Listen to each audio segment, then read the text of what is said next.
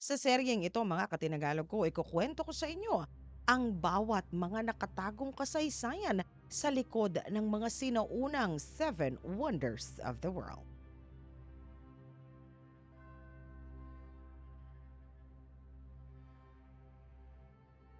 Sa kaharian ng Babylon ng ika-6 na raang taon bago pa ipanganak si Hesus Kristo, matatagpuan ang kamanghamanghang estruktura.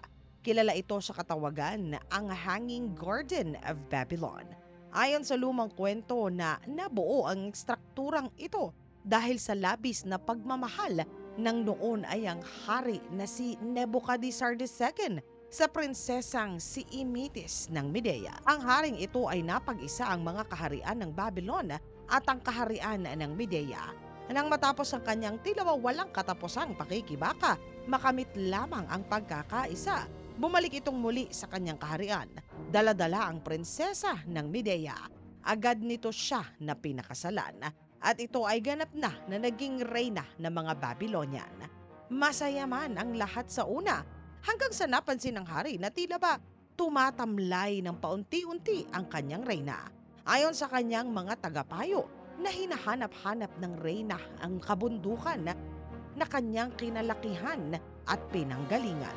Dagdag nila na nababalot ng mga pinakamagagandang halaman ang kagubatan at madalas ito niya na kinagigiliwan na puntahan.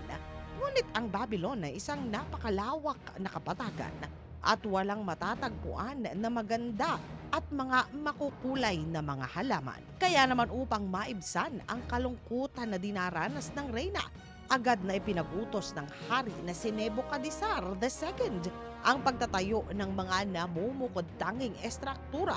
Kaya naman agad na simulan ang pagtatayo ng tila ba isang piramide na may hagdan na sinusuportahan ng mga magaganda at mga matatayog na mga poste na siya namang pinaliligiran ng iba't ibang uri at magaganda at makukulay na mga halaman. Idinagdag dito ang puno na namumunga ng iba't ibang uri ng mga prutas. Ang estrukturang ito ay talaga namang kamangha-mangha, lalo na at matatagpuan ito sa Kapitolyo ng mga Babylon. Higit sa kanyang katanyagan, ninais ng hari na kanyang reyna ay mabawasan ang nadarama na kalungkutan. Masasabi na ang kamanghamanghang estrukturang ito na hinangaan ng mga sinaunang mundo ay dahil at mula sa alab ng pagmamahal ng kabiyak para sa kanyang may bahay. Sinasabi na nasira at nawala ang Hanging Garden dahil sa serye ng mga malalakas na lindol na tumama doon ng sinauna pang mga panahon. Mga katinagalog ko, anong regalo ang natanggap ninyo mula sa inyong pinakamamahal na hindi ninyo malilimutan? Isulat po ang inyong kasagutan sa comment section sa ilalim upang sama-sama na ito ay ating basahin. Magkita-kita pong muli tayo sa part 2 ng segment na ito.